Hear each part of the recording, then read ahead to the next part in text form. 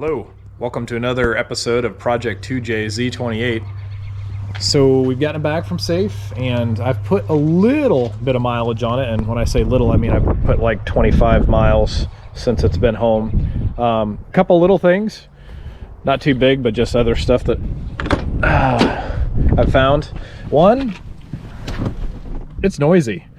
Not necessarily the exhaust. I mean, that's fine. It has a good tone to it. It's not too loud. It's not too quiet. Good with that, but a lot of noise coming from the transmission. I think the factory has this big, ugly rubber boot. I don't think that was ever put back in. Granted, it's all kind of cut up. But I might try and put that back on. I think that would quiet things down a bit too. I've got a turn signal light bulb up front, and Blake found that that was damaged or something during the build, and I don't think we just ever got it replaced. So went out to the store, bought a couple of those. I only need one, and that'll fix that. 3, stereo doesn't work, which I'm not sure if Blake just didn't hook it up, or maybe he did. I thought it was working at Blake's garage, or maybe Safe did something where it's not hooked up. But no radio, not a huge ordeal. I replaced it anyway, but I need to know why it's not working. And yeah, no fans or anything on that guy. I don't have any AC in the car currently. Blake's gonna put some in at some point in time, but this, although it doesn't seem like it's that big of a deal, actually is, because without any blow or anything, if I get a fogged up front windshield, then I'm kind of hosed. I can't really see, and that is somewhat of a safety item. So we'll have to address those. I'm gonna go get some new tires put on the rears. Right now it's got Nitto drag radials, and you can see that it's got some tread left on it. It's not like these things are bald by any means. That's probably more than 50% tread left. But I'm gonna put some brand new meats on it, just have a fresh set ready to go. Once we turn up the boost, it doesn't really matter what I have on there. It's not gonna hook, but at least I'll start with a fresh set of drag radials, and hopefully that'll do better. So that's in store for it. Also, we're gonna get measured up eventually. I'm gonna get new wheels put on the car.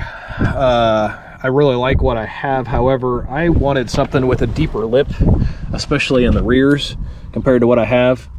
And really, most guys that are doing that deeper lip without sticking out over the edge and looking hideous really have narrowed rear ends. This comes to my advantage because I've got a strange 12 bolt in it right now, and that has been fine for what I've been using it for, but it's probably when I start running the half-mile event and some of the others where I'm really pushing the power, some of the higher speeds and some of the traction and stuff, that it's kind of getting on the edge. And if I start taking this track to the track somewhat aggressively, it may be beyond the limits of a strange 12 bolt. So I'm going to step up to a Mosier 9. And when I order that, I can order it any length. Stock length, I can have it shortened 1 inch, 2 inch, up to 3 inches, I think is the max. So basically tomorrow I'm gonna go to Discount Tire, and it'll all be the same to you guys in this one video, but I'm gonna have them measure what kind of offset I need for the different set of wheels to fit that new rear, and I can order the rear accordingly, so much shorter. It's still not going to be super anything like crazy. This is still a street car, so I'm looking at 315s on the tires. In fact, the tires that I'm putting on these wheels will go on the new wheels. It's just that they'll allow me to run a little bit deeper lip on it and give it a little bit nicer look. So that's all on the plan, and then we'll get a little bit more driving here shortly, and you guys can see what this thing is like on the road. Sounds so wrong. In a good way. All right, let's go for a drive.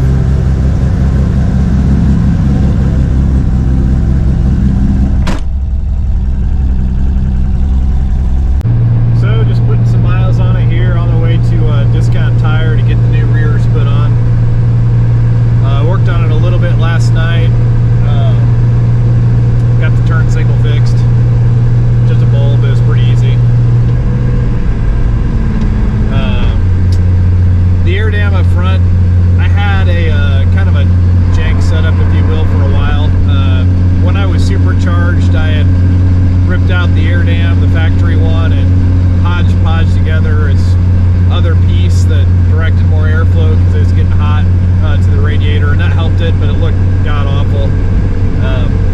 it just kind of stayed with the car forever. So I bought another factory piece. Granted, I had to hack it up a little bit, but it looks much more close to the factory, and I put that back in. Just putting some miles on it.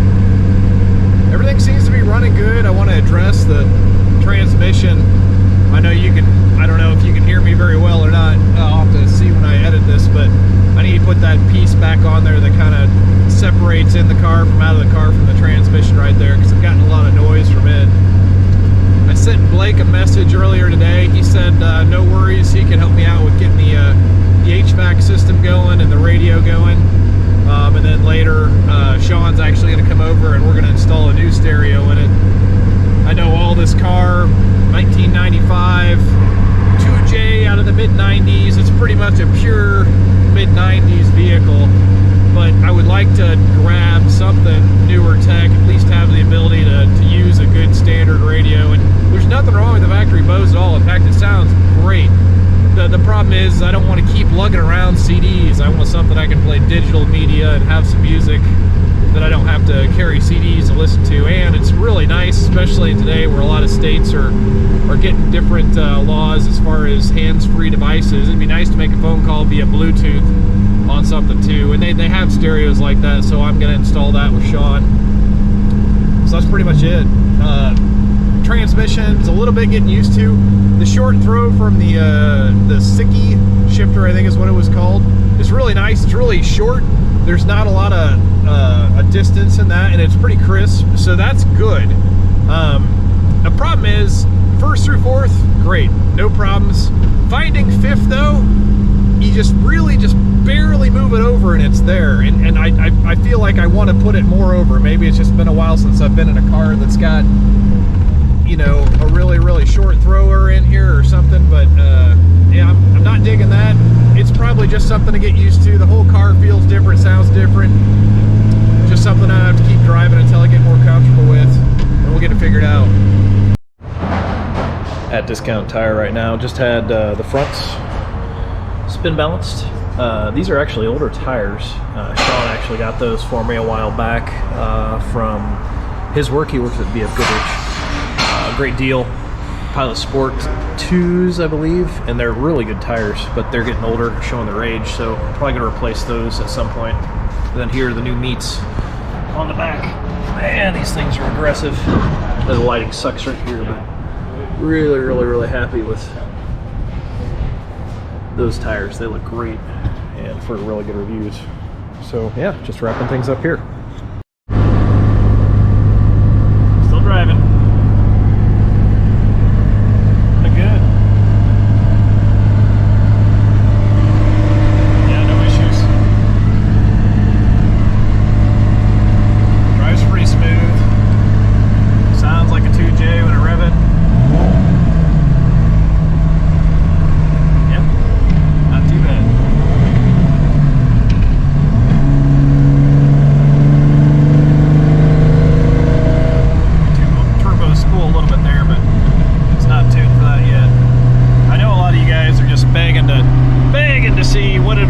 Unfortunately, we just got to be patient because that ship is not ready to sail yet.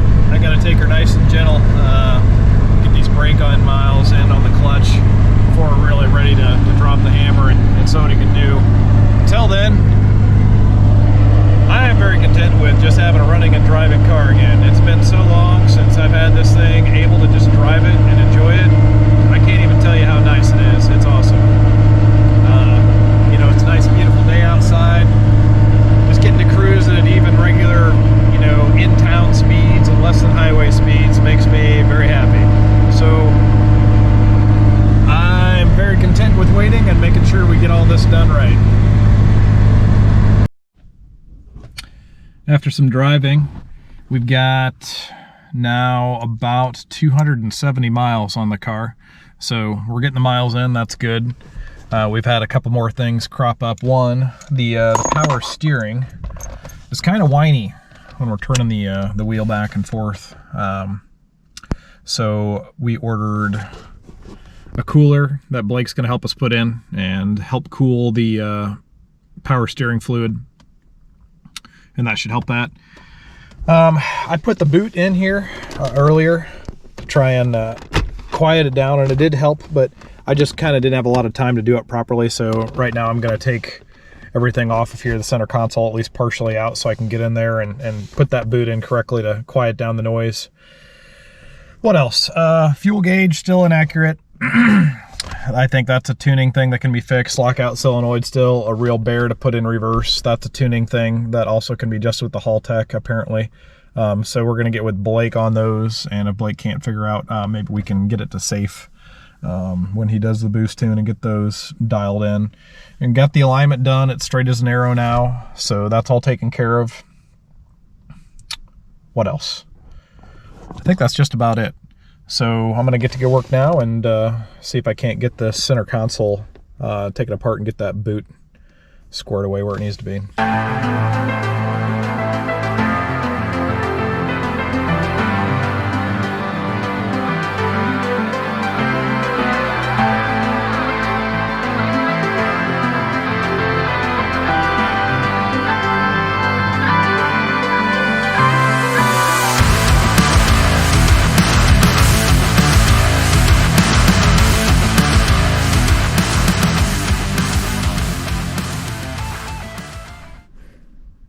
Boots off. One thing I've noticed that I don't really like also, and this is just a personal preference thing, but how this shifter is set. I hate this locking nut here because it's kind of rough, and right where my big meat hooks are, they reach around and it's always scuffing up the edges. This is a little too rough. I just like something thin. This actually was a really nice shifter that came with it, but it was the wrong adapter. I know Blake took it upon himself to cut it and weld it, which was awesome. He put it in place, but now that I've got it in place, I almost like that thin one that came to it. So I'm going to measure this, maybe order another one. I don't know. I may be honestly able to grind these down, make it thinner as it is, and then there's like little plastic washers I can throw in there and just get it tight where I want it without maybe this locking nut on there as well. So I'll see if I can fab something up there on my own, make it simple, and we'll get this boot back on. I've got one wire coming from the transmission area down there, which I think is the vehicle speed sensor. That probably ties into the Haltech. I'm at the mercy of Blake and Safe for a lot of the wiring stuff. Blake made me a promise not to touch anything electrical on my car, so I'm trying to stay true to that, make sure everything functions as it should. So anyway, I'll get the boot on there and take some measurements. A little longer than a few minutes later. All right, boot's on. We got most of the bolts in. It's a lot more secure, not nearly as much gap. There's a little bit up there just to let that cord get out. It's loose too. I didn't want it to be tight. I know this is covered, so a little vibration shouldn't eat up the wires, but I didn't want it super tight just in case it did start wearing. I cut a little bit of the top off and I ground off a little bit. I'll put that on. Hopefully I didn't booger it up too much. The nice thing is I've got welder and can travel, and I could just cut that off and put a new one on there if I did screw it up too bad. So we'll put it back together and see how that is. All right, console's back in. Instead of using this guy, I'm going to attempt to put this on without it. I had this before, and when I screwed it on tight, it actually broke this custom shift ball. I don't even know if I can get it anymore. The company's probably out of business, but pretty cool. Chevy emblem. Call 911. So I put a little rubber washer in there, and I'm hoping that'll snug it enough where it'll get tight and it won't break through. So I'm just going to kind of take it gentle on here.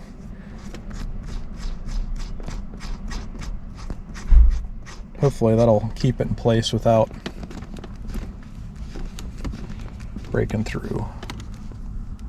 Of course, it's not exactly where I want it. It's pretty good though. Let's give it a feel. Okay. It's actually pretty decent. So, may have success here. Yes. All right. So that worked out pretty good. I got the length I wanted on the shifter. Got rid of some of the roughness. I just took a grinder to it, cut some of the threads down, and I eliminated the washer. So now we'll fire it up and see if it's any quieter.